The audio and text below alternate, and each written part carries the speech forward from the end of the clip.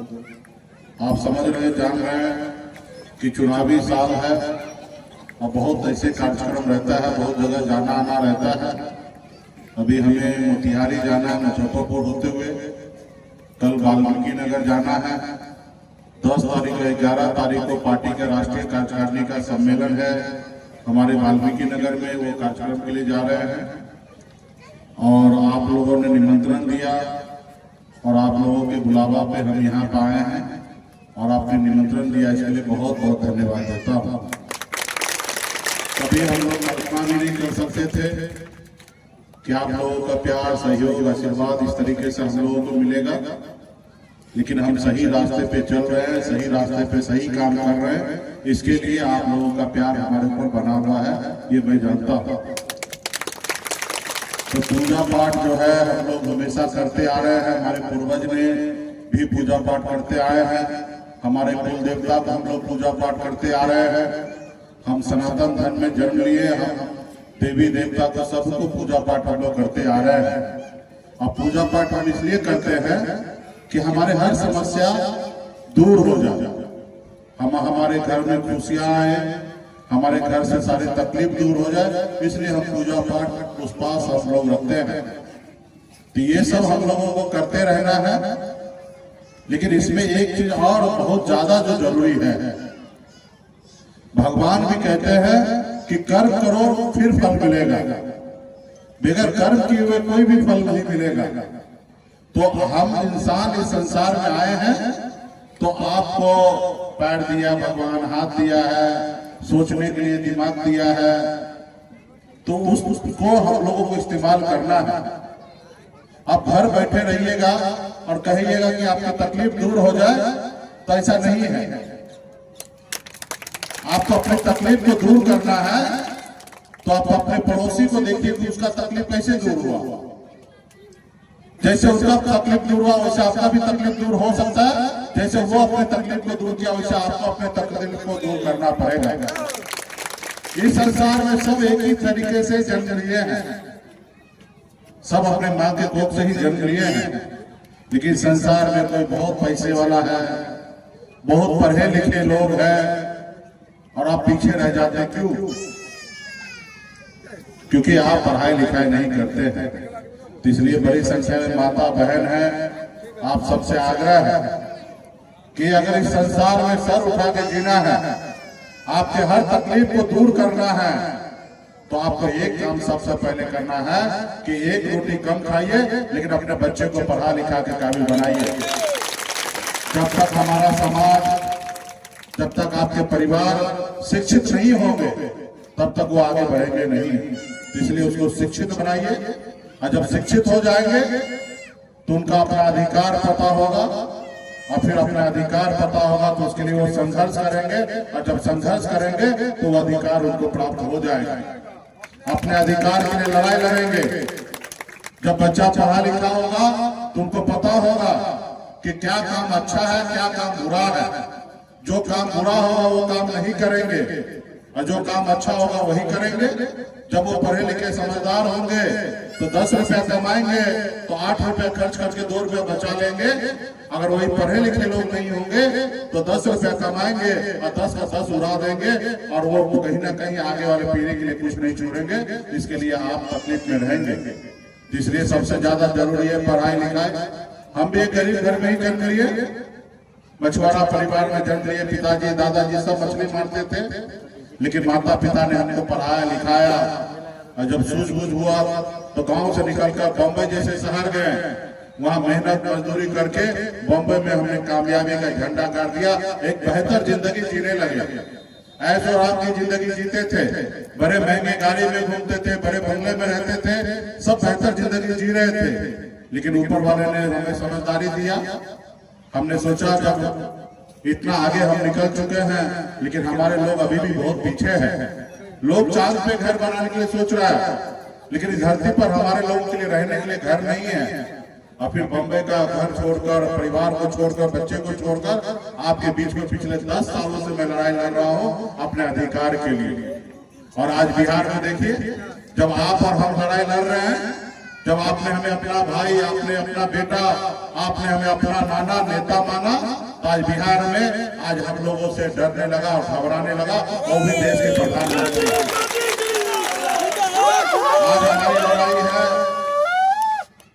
आज हमारी लड़ाई है कि हमको रिजर्वेशन चाहिए, आरक्षण चाहिए। आज हमारे बच्चे पढ़ लिख कर थोड़ा आगे बढ़ जाते हैं, लेकिन उनको नौकरी नहीं मिलता है। आज अपने समाज को बंगाल में आरक्षण है, दिल्ली में आरक्षण है, हम इसकी लड़ाई लड़ रहे हैं और बहुत हद तक हम लोग कामयाब होते जा रहे हैं। आने वाला समय में 2, 4, 5 साल और लगेगा, हम लोग कामयाब होंगे। लेकिन इसके लिए सिर्फ मुकेश सहनी को अकेले लड़ने से नहीं होगा। हर एक इंसान के बेटा को अपने आने वाले बच्चे के लिए लड़ाई लड़ना पड़ेगा, उनके अधिकार के लिए लड़ाई लड़ना पड़ेगा, उनके लिए संघर्ष करना पड़ेगा। आज अपने बच्चे को पढ़ाइएगा, लिखाइएगा, अच्छा किताब खरीद के दीजिएगा, अच्छे स्कूल में भेजिएगा, तो आपको परेशानी होगा। लेकिन वो परेशानी को झेलिएगा तो वही बच्चा पढ़ लिख कर कलेक्टर बनेगा, तो आपका नाम रोशन करेगा और समाज में सर उठा के जिएगा। तो ये आपको करना पड़ेगा। और जब एक पीढ़ी हो जाएगा, एक पीढ़ी आपके आगे निकल जाएंगे, तो दूसरा पीढ़ी को फिर मुड़ के कभी देखना नहीं पड़ेगा। एक बार गरीबी से अमीरी की ओर चले जाइएगा तो फिर लौट के पीछे नहीं देखना पड़ेगा। तो जब तक आप संघर्ष से बाहर नहीं निकलिएगा तो ये ऐसा रहे, व्यवस्था रहेगा। तो इसलिए मैं चाहूंगा कि अपने अपने बच्चों को पढ़ाइए, लिखाइए, समाज में भाईचारा बना के रखिए, हर जाति सभी धर्म के साथ अच्छे संबंध रखिए, किसी से बेवजह हमको नहीं लड़ना है। अपने अधिकार के लिए जागरूक रहिए, यही सब करना है, यही सब करना है। क्योंकि आप अगर जागरूक नहीं होते तो आपका अधिकार दूसरे लोग लूट लेता है, और जब दूसरे लोग लूट लेता, आप लोग नहीं समझदार होते तो दूसरे लोग लूट लेता है। और जिसके कारण आज हमारे लोग ठंडे महीने में पानी बोतल कर मछली मारने पे मजबूर रहता है।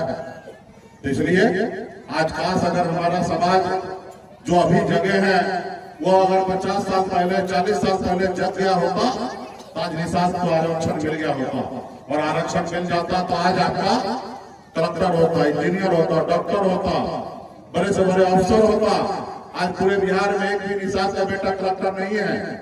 सब जाति का बेटा कलेक्टर मिल जाएगा, मुसहर का बेटा कलेक्टर मिल जाएगा, पासवान भाई का बेटा कलेक्टर मिल जाएगा, सभी जाति धर्म से कलेक्टर मिल जाएंगे। लेकिन निषाद का बेटा एक भी कलेक्टर नहीं है। क्यों? क्योंकि हम लोगों ने एक तो अपने बच्चे को अच्छा से पढ़ाया लिखाया नहीं, और अपना अधिकार के लिए हम लोगों ने संघर्ष नहीं किया। तो इसलिए आप लोग संघर्ष कीजिए। आज हम लोग लड़ाई लड़ रहे हैं, आप लोग हमें साथ दीजिए। कल तक हमारे लोग एक टिकट मांगने के लिए पूरी जिंदगी बिता देता था, लेकिन आज हम लोग टिकट मांगते नहीं है, टिकट बांटते हैं। ये पहचान हमने बनाया है। जब मजबूती से मैं आज काम कर रहा हूँ तो हमको खत्म करने के लिए तरह तरह के हमारे जो दुश्मन है वो बाधाएं डालती है। वो हमारे अभी आपने देखा 4 विधायक बनाया, आप लोगों ने मेहनत किया और 4 विधायकों को भाजपा वाले ले लिया। आपने हमें मेहनत करके आपने हमको नेता बनाया, बिहार में हम मंत्री बने और आपके लिए काम कर रहे थे। आज हमको क्या किया? मंत्री से हटाकर हमको सरकार से बाहर कर दिया। वो सरकार हमारा था, अगर हम समर्थन नहीं देते तो नीतीश कुमार बिहार का मुख्यमंत्री नहीं बनते। हमने बिहार में मुख्यमंत्री नीतीश कुमार को बनाया, और आप लोगों के दम पे बनाया, और उसके बाद उसी सरकार से हमको बाहर कर दिया। क्योंकि वो देखता है कि एक मछुआरा का बेटा तेज तरार है, इसको रोको। अगर नहीं रोकोगे तो ये अपना अधिकार लेके रहेगा। उसको आप हमसे तकलीफ नहीं है, उनको आपसे तकलीफ है। आप अपने पैर पे खड़ा ना हो जाए, इसलिए वो आपके साथ इस तरीके से कर रहा है। तो खैर, हम रुकने वाला नहीं है, हम झुकने वाला नहीं है, हम डरने वाले नहीं है, और मजबूती से हम लड़ाई लड़ेंगे। और आने वाला समय में जो व्यवस्था है उसको हम लोग बदलेंगे। तो इसलिए आप सब जानते हैं, युवा सब जानते हैं, चुनाव का समय है, ज्यादा से ज्यादा आपको मेहनत करना पड़ेगा। क्योंकि आपके वोट से ही देश का प्रधानमंत्री बनता है, आपके वोट से ही राज्य में मुख्यमंत्री बनता है। साथियों, बाबा साहब भीमराव अम्बेडकर ने आप गरीब हम लोगों को एक शक्ति ताकत दिया कि अगर सरकार आपका काम अच्छा न करे तो 5 साल में बदल दो, ये ताकत आपको दिया है। लेकिन कभी आपने उस ताकत को सही से इस्तेमाल नहीं करते, जिसके कारण आप गरीबी में रहते हैं। आज आजादी के 77 साल हो गया, एक आपने लीडर नहीं पैदा किया, जिसका कारण आपका इतना समस्या खड़ा होता है। आज हमारे यादव भाई ने लीडर बनाया, लालू प्रसाद यादव जी को एक लीडर बनाया। देखिए समाज में बदलाव हो, हमारे लव कुश भाई ने नीतीश कुमार जी को लीडर माना, हमारे पासवान भाई ने स्वर्गीय रामविलास पासवान जी को नेता माना, और उसके नेतृत्व में देखिए समाज में बदलाव हुआ है। लेकिन 75 सालों में आपने नहीं बनाया, जिसके कारण आपका कहीं चर्चा नहीं होता था। आज आपने मुकेश सहनी पे भरोसा किया, आज आपने हमको अपना भाई बेटा नेता मान रहे, तो आज हमसे दिल्ली तक डरती है साथियों, दिल्ली घबराता है साथियों। आज हमको सोचकर मुकेश सहनी को कैसे कमजोर किया जाए, भारत सरकार में मंत्री बनाया जा रहा है। मुझे तो कम करने के लिए बिहार में मंत्री बनाया जा रहा है। क्यों? क्योंकि वो नहीं चाहता है कि आप मजबूत हो, आगे बढ़े, आपको गुलाम बनाना चाहता है। तो इसलिए आज हम लोगों मुंबई का ऐशोआराम जिंदगी को छोड़कर, परिवार को छोड़कर आज पिछले 10 सालों से मैं लगा हूं। तो इसलिए आप लोगों को मजबूती से अपने आने वाला पीढ़ी के लिए, अपने आने वाले समाज के लिए लड़ाई लड़ना है, और हम लोग मजबूती से आप लोगों के लिए काम कर रहे हैं। सब चीज था मेरे पास, उसको छोड़कर आपके लिए लड़ाई लड़ रहे हैं। मैं मंत्री भी बन गया था, मैं मोदी जी, योगी जी सबका जिंदाबाद करते रहता, तो आज मैं मंत्री रहता, मलाई चाक से खाता। लेकिन हमने कहा नहीं, हम ऐसे कुर्सी पे नहीं बैठेंगे जो कुर्सी से अपने समाज का भला नहीं कर सकते हैं। हम लड़ाई लड़ेंगे, और जिसके कारण हम ऊंचा आवाज किए तो हमारा कुर्सी छीन लिया, तो हमको परवाह नहीं है, हमको कुर्सी से शौक नहीं है। हम अच्छी जिंदगी जी रहे थे और आज भी जिंदगी जी रहे हैं, लेकिन हमें बदलाव आपके बीच में लाना है। तो पूजा पाठ के साथ साथ बच्चे को पढ़ाइए, लिखाइए, सब चीज कीजिए। अभी तो हमारे सुपुत्र कहा, बेटा रणबीर कहा है, ये भी 7th क्लास अभी एग्जाम दिया है, अभी 8 में चला गया है, और अभी छुट्टी है, जिनको भी हम लोग ट्रेनिंग देने के लिए लाया है, क्योंकि राष्ट्रीय कार्यकारिणी का सम्मेलन है, तो हम लोग लेके जा रहे हैं। इनको भी अभी से ट्रेन कर रहे हैं कि समाज सेवा क्या होना चाहिए। अभी तो खैर ये 10 साल अभी इनको और समय लगेगा, पढ़ाई लिखाई करेगा, उसके बाद आप लोगों के बीच में आएंगे। लेकिन अभी से हम इन लोगों को सीख देने के लिए ला रहे हैं, सीखेंगे, समझेंगे, हर चीज सिखाना पड़ेगा बच्चे को। तो आज सीखेंगे, देखेंगे कि पापा कितना मेहनत कर रहे हैं, कितना संघर्ष कर रहे हैं, कहाँ कहाँ जा रहे हैं। तो आने वाला समय में इनको भी लगेगा कि काम करेंगे। तो निश्चित तौर पे जैसे हम सोचते हैं वैसे आपको भी सोचना अपने बच्चे के लिए।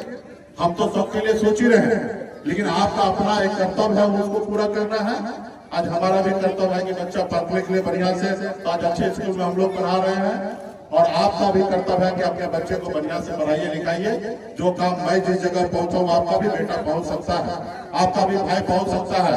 जो सपना मैं इनके लिए देख रहा हूँ, वो सपना आप भी अपने बच्चे के लिए देखिए, तब साकार होगा। जब सपना ही नहीं देखिएगा तो साकार क्या होगा? आप यहाँ से कहीं जाने के लिए सोचिएगा तब ना जाइएगा। अब जाने के लिए सोच भी नहीं कीजिएगा तो कैसे होगा?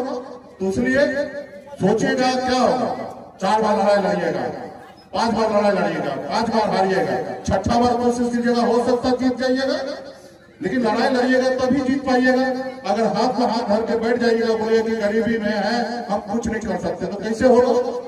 हम भी तो गरीब घर पे जन्म लिए, लेकिन हमने अपने नसीब को बदला, अपने मेहनत के दम पर, अपने ईमानदारी के दम पर, सही रास्ता पे चलकर वो काम आप भी कर सकते हैं। उसके लिए सही रास्ता पे बच्चे को पढ़ा लिखाइए, समाज में भाईचारा बनाइए, गलत काम नहीं करना है, अच्छे काम करना है। आज हमारे लोग इलाज का अभाव में मर रहे हैं, हमारे लोग इतना गरीब है कि वो अपने बच्चे को सही से इलाज नहीं करा पाता है, और दम